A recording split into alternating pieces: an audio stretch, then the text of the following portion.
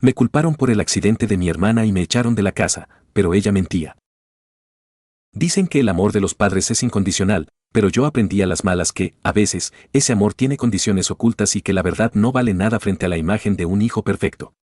Mi nombre es Hugo y durante 22 años fui la oveja negra oficial de la familia, no porque fuera un criminal, sino porque simplemente no encajaba en el molde de perfección que mis padres, Rodrigo y Marta, habían diseñado. Yo era el chico que prefería los tatuajes a las corbatas, el que escuchaba música fuerte y el que siempre tenía una respuesta sarcástica a flor de piel. En cambio, mi hermana menor, Lucía, era el ángel de la casa. Inteligente, delicada, siempre con las mejores notas y esa sonrisa angelical que podía derretir el corazón de cualquiera. Ella era la santa y yo era el problema, una dinámica que terminó por destruir mi vida una noche de octubre que nunca podré borrar de mi memoria. Todo ocurrió hace 2 años. Era una noche de viernes y yo acababa de llegar a casa después de una jornada agotadora en el taller mecánico donde trabajaba para pagarme mis estudios. Apenas entré, escuché gritos y llantos desgarradores. Mis padres estaban en la sala, con los rostros desencajados, y Lucía estaba sentada en el sofá, envuelta en una manta, temblando y llorando como si hubiera visto al mismísimo diablo. El auto de mi padre, un sedán último modelo que era su orgullo, estaba destrozado en la entrada, convertido en un montón de chatarra humeante tras haber chocado contra el muro de piedra de la entrada de la colonia. Lucía había salido ilesa de milagro, apenas unos rasguños en los brazos, pero el auto estaba en pérdida total. En cuanto puse un pie en la sala, todas las miradas se clavaron en mí como dagas. ¿Qué pasó?, pregunté con genuina preocupación. Pero antes de que pudiera acercarme a mi hermana, mi padre se levantó y me dio una bofetada tan fuerte que me hizo retroceder varios pasos. El sabor metálico de la sangre llenó mi boca. Eres un animal, Hugo. Casi matas a tu hermana por tus estúpidos juegos, rugió mi padre con las venas del cuello a punto de explotar. Yo no entendía nada. Me giré hacia Lucía, esperando que ella aclarara el malentendido, pero lo que vi en sus ojos me heló la sangre. Entre sollozos perfectamente ensayados, me señaló con el dedo índice. Él me retó a correr, papá. Hugo venía persiguiéndome con su camioneta vieja, me venía aventando el coche y me sacó del camino porque no quería que yo llegara antes a la casa. Me dio tanto miedo que perdí el control, mintió con una frialdad que todavía hoy me parece irreal. No me dejaron decir ni una palabra. Cada vez que intentaba abrir la boca para explicar que yo acababa de llegar del taller y que ni siquiera me había cruzado con ella en el camino, mi madre me gritaba que me callara, llamándome monstruo y envidioso.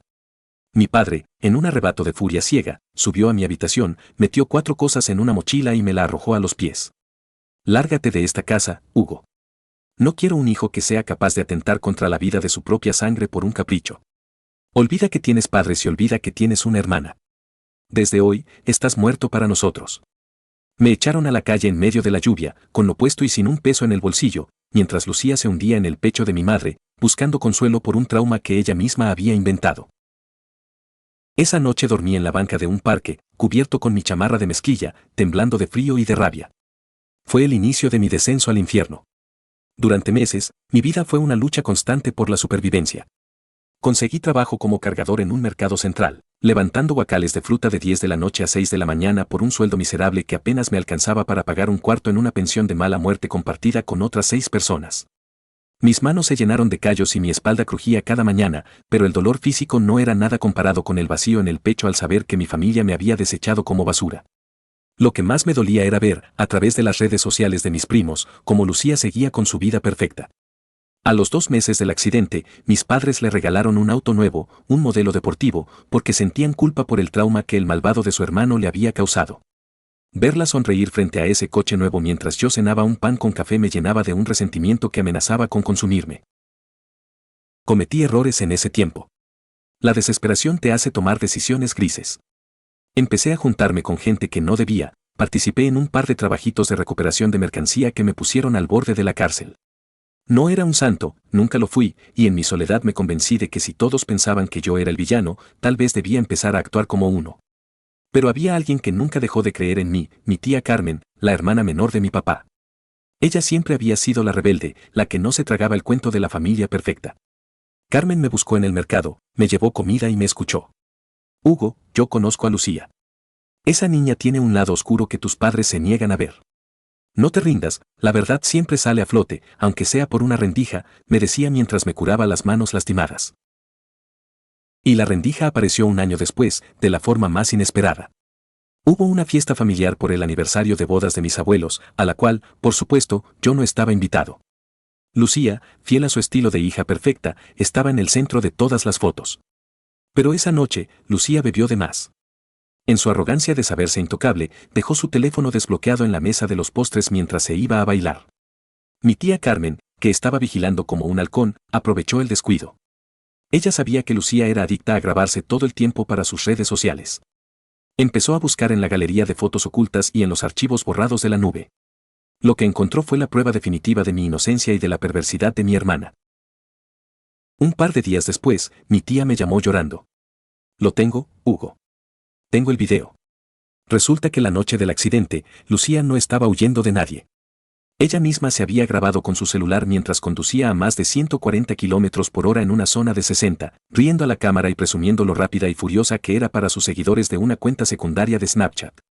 En el video se veía claramente cómo perdía el control al intentar tomar una curva mientras miraba la pantalla del teléfono, y cómo el auto se estrellaba contra el muro. No había rastro de mi camioneta, no había persecución, solo su imprudencia estúpida y criminal.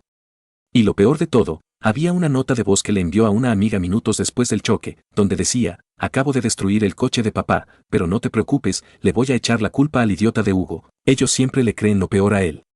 Es mi oportunidad para que me compren el que yo quiero. Sentí un escalofrío que me recorrió toda la columna. Mi tía Carmen y yo planeamos el contragolpe con una precisión quirúrgica. Sabíamos que si simplemente enviábamos el video, mis padres podrían tratar de encubrirlo para no dañar la imagen de Lucía. Tenía que ser público, frente a todos, donde no hubiera escapatoria. Se organizó una cena familiar en casa de mis padres, una especie de reunión de reconciliación que mi tía Carmen forzó, convenciendo a mis padres de que ya era hora de perdonar al pobre Hugo por su error. Mis padres aceptaron a regañadientes, bajo la condición de que yo llegara a la mesa a pedir perdón de rodillas frente a Lucía.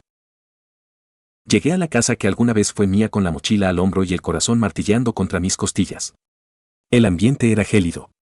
Mi madre ni siquiera me dio un beso y mi padre me señaló una silla en el extremo de la mesa. Lucía estaba ahí, con un vestido blanco impecable, mirándome con una lástima fingida que me daba náuseas. Me da gusto que estés aquí, hermano. El rencor no es bueno, dijo con esa voz meliflua que me daban ganas de gritar. Comimos en un silencio incómodo hasta que mi padre tomó la palabra. Bueno, Hugo, estamos esperando. Carmen dice que tienes algo que decirnos, que te has arrepentido de lo que le hiciste a tu hermana y al patrimonio de esta familia. Me levanté lentamente. Sí, papá. Tengo algo que decir. He pasado un año cargando cajas, durmiendo en el suelo y siendo tratado como un animal por algo que nunca hice. Y hoy, quiero que todos vean la clase de monstruo que realmente criaron en esta casa.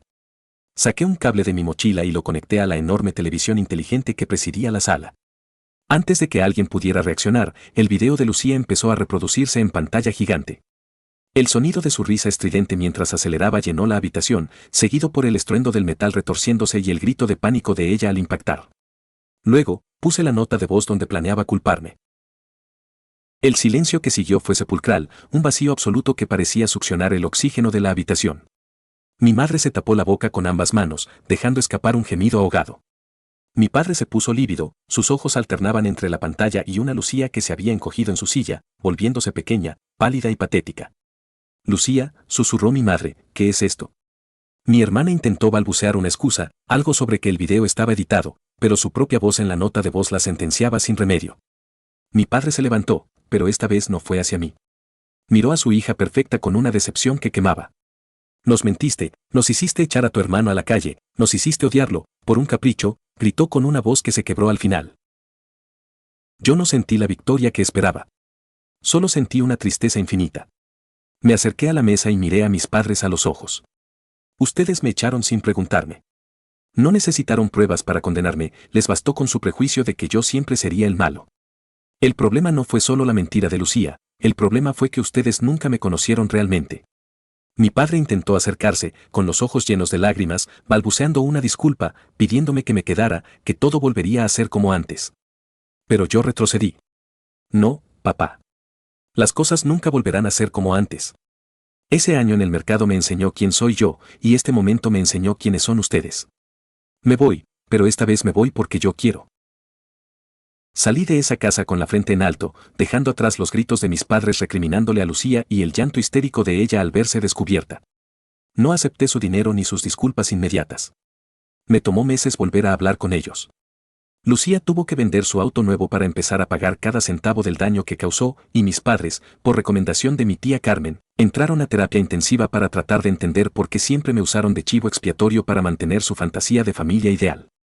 Lucía perdió todos sus privilegios, la obligaron a trabajar en el mismo mercado donde yo estuve, para que supiera lo que era ganarse la vida con el sudor de la frente, aunque ella renunció a la semana, demostrando que su ego seguía intacto.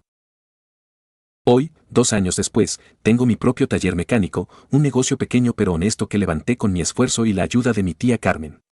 Mi relación con mis padres es cordial, pero distante, hay heridas que cicatrizan pero que vuelven a doler cuando cambia el clima.